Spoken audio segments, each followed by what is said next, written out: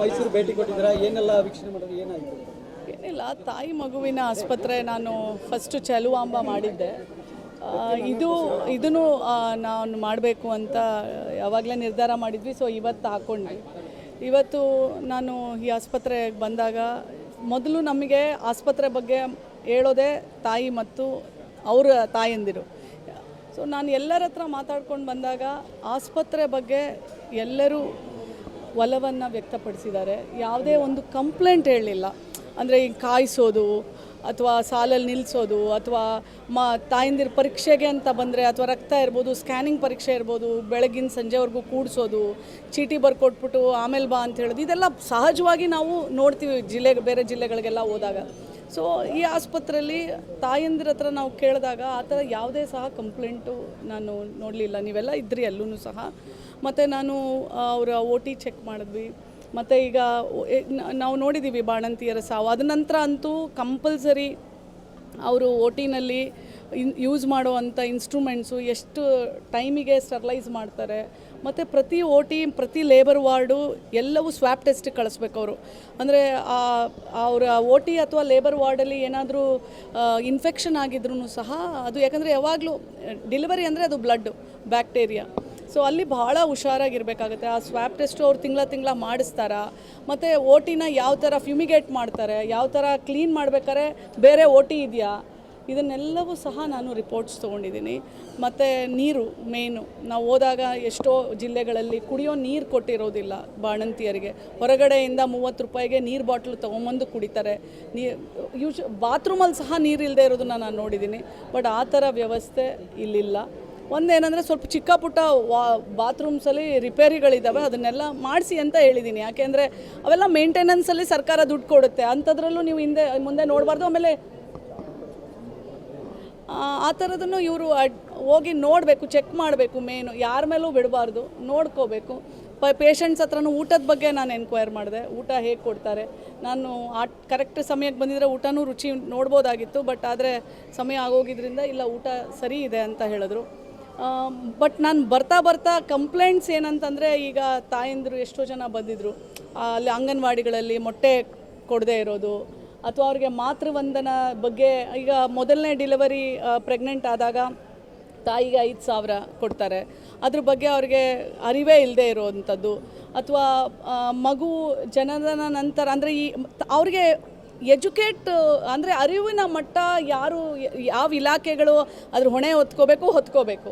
ಅರಿವನ್ನು ಮೂಡಿಸ್ಲಿಲ್ಲ ಅಂತಂದರೆ ಯಾವುದೇ ಸರ್ಕಾರದ ನೀವು ಸ್ಕೀಮ್ ತೊಗೊಂಬನ್ನಿ, ಎಂಥದೇ ಪಾಲಿಸಿ ತೊಗೊಂಬನ್ನಿ, ನೀವು ಅದನ್ನು ನೀವು ತಾಯಂದಿರಿಗೆ ಅಥವಾ ಮನೆಯಲ್ಲಿ ಅವರಿಗೆ ನೀವು ಅರಿವನ್ನು ನೀವು ಮೂಡಿಸ್ಲಿಲ್ಲ ಅಂತಂದರೆ ಆ ಸ್ಕೀಮ್ ಸತ್ತಂಗೆ ಲೆಕ್ಕ ಅಲ್ವಾ. ಈಗ ನಾನು ಎಂಟ್ರ್ ಆಗ್ತಿದ್ದಂಗೆ ನೋಡಿದ್ದೆ ಬರೀ ಅಂಥದ್ದು.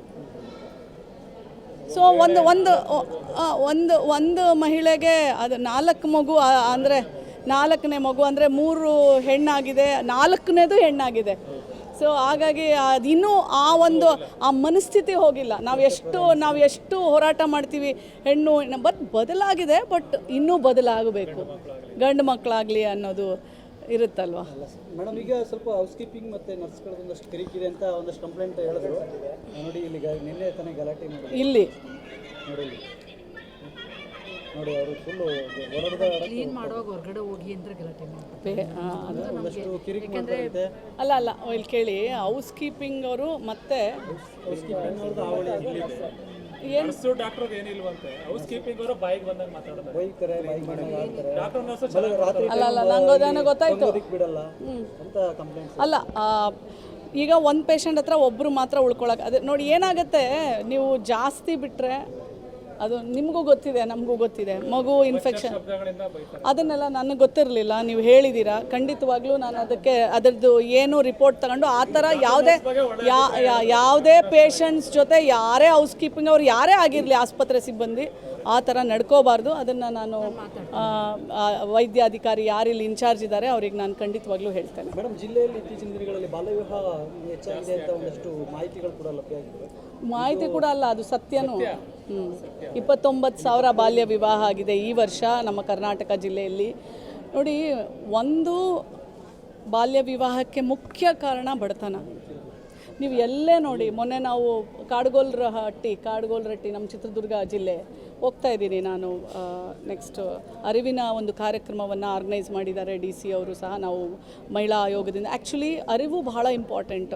ಬಟ್ ಆ ಒಂದು ನೋಡಿದ ಮೇಲೆ ಮೊದಲು ಏನಂತಂದರೆ ಬಡತನ, ಮದುವೆ ಮಾಡಿಬಿಡ್ಬೇಕು, ನಮ್ಮ ತಲೆ ಮೇಲಿರೋ ಭಾರ ಕಳ್ಕೋಬೇಕು, ಅದು.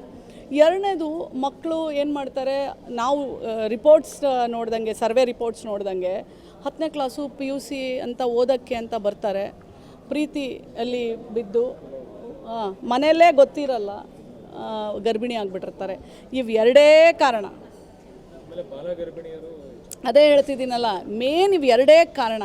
ಎಷ್ಟೋ ಸಲ ಸ್ಕೂಲಿಗೆ ಬಂದು ಡೆಲಿವರಿ ಕರ್ಕೊಂಡು ಹೋಗಿರೋದುಂಟು. ಅಂದರೆ ತಂದೆ ತಾಯಿ ಕೂಲಿಗೆ ಹೋಗ್ಬಿಡ್ತಾರೆ, ಅವರು ಮಗುವಿನ ಬಗ್ಗೆ ಅಷ್ಟು ಗಮನ ಹರಿಸೋದಿಲ್ಲ. ಶಾಲೆಗೆ ಹೋಗ್ತೈತೆ, ಅಲ್ಲಿ 3 ಹೊತ್ತು ಊಟ ಸಿಗ್ತೈತೆ, 2 ಹೊತ್ತು ಊಟ ಸಿಗ್ತೈತೆ ಅಂತ ಕಳಿಸ್ಕೊಡ್ತಾರೆ.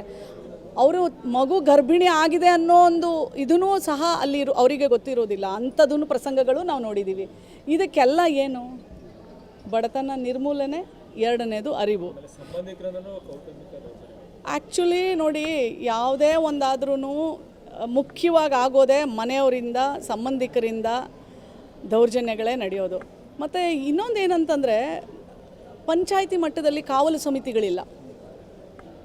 ಪಂಚಾಯಿತಿ ಮಟ್ಟದಲ್ಲಿ ಕಂಪಲ್ಸರಿ ಕಾವಲು ಸಮಿತಿ ಆಗಬೇಕು.